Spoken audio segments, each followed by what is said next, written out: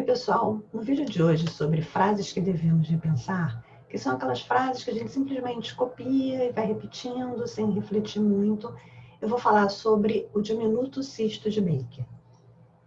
Eu vejo com muita frequência no dia a dia as pessoas escreverem diminuto o mínimo cisto de Baker, mas que quando a gente para refletir sobre a definição do cisto de Baker, a gente vê que é uma expressão que não faz muito sentido.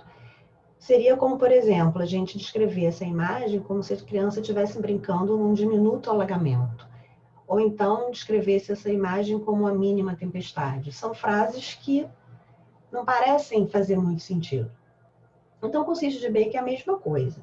O cisto de Baker, na verdade, ele foi descrito pela primeira vez pelo Adams como a distensão aumentada da bursa abaixo do gastrocnêmio que se comunica com a cavidade articular por uma espécie de abertura valvular. Mas ele acabou ficando conhecido como cisto de Baker porque William Baker, em 1877, ele confirmou que essa bursa tinha uma relação com o tendão do semimembranoso, estava conectada com a sinóvia do joelho, que tinha um mecanismo valvular no retorno do líquido na bursa para a cavidade articular. Ele viu que esses cistos podiam romper e que existia uma dificuldade na diferenciação com a trombose venosa profunda. Então, o William Baker acabou popularizando mais o cisto de Baker e foi por isso que acabou o cisto tendo seu nome. Mas como os epônimos deixaram de fazer parte das nôminas oficiais, o cisto de Baker passou a se chamar cisto poplíteo. Então, é importante a gente ter essa noção que cisto poplíteo não quer dizer qualquer cisto na fossa poplítea. Cisto poplíteo é sinônimo de cisto de Baker. E ele significa um aumento da distensão fisiológica da bursa do gastrocnêmio medial e do semimembranoso. E qual é a diferença entre bursa e recesso? Porque às vezes a gente vê essa descrição como recesso do semimembranoso, às vezes como bursa. Bom, a diferença é que o recesso é uma extensão direta da cavidade articular, enquanto que bursa, que a gente coloca em itálico por ser uma palavra em latim, que é traduzida para o português como bolsa, é uma estrutura revestida de sinóvia que reduz o atrito. Então, como o recesso é uma extensão direta da cavidade articular, ele sempre vai se comunicar com a cavidade articular. Já a bursa pode ou não se comunicar com a cavidade articular. Por isso que existe um certo overlap na nomenclatura de recessos e bursas. Mas existe uma tendência, em geral, de chamar tudo que se comunica com a cavidade articular de recesso. Então, são chamados os recessos propriamente ditos como as bursas que se comunicam. Já o que é chamado de bursa ou bolsa são as estruturas que não se comunicam. E o cisto de Baker, ele existe porque em 90% das pessoas há um defeito capsular póstero-medial no joelho. Então, é por esse defeito aqui que o líquido consegue passar da cavidade articular para o recesso do semimembranoso gastrocnêmio medial. E como que o cisto de Baker então é formado? Primeiro é que em algum momento tem que existir um derrame articular. E aí, por conta de um mecanismo de válvula, a comunicação do líquido acaba predominando em uma direção. Então, quando o joelho ele está em flexão, essa válvula abre. E quando ele está em extensão, essa válvula fecha pela tensão muscular. Então, esse mecanismo de válvula que faz com que o líquido passe para esse recesso e acabe se acumulando. Então, como a gente pode ver nesse esquema, a gente tem um joelho que, no plano sagital, que em algum momento teve um derrame articular, e o líquido articular ele acaba passando para o recesso por aquele defeito na cápsula. Só que a direção acaba predominando da cavidade articular para o recesso, e o mecanismo de válvula não deixa o líquido voltar. Então, essa distensão vai aumentando, vai aumentando, vai aumentando e forma esse cisto. E aí, mesmo depois que o derrame articular é reabsorvido, você continua identificando essa imagem cística por conta do mecanismo valvular. E essa imagem pode ser palpável e até visível. E quando a tensão acaba ficando muito grande, o líquido pode extravasar, que é aquela infiltração líquida que a gente vê nos planos miodipósitos adjacentes pelo extravasamento e que se ocorre de forma aguda, acaba sendo confundido com uma trombose venosa profunda.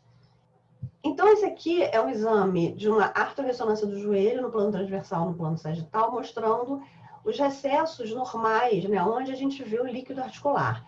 E um desses recessos são os recessos subgastrocnêmios, que ficam aqui entre os gastrocnêmios medial e lateral e os côndilos femorais.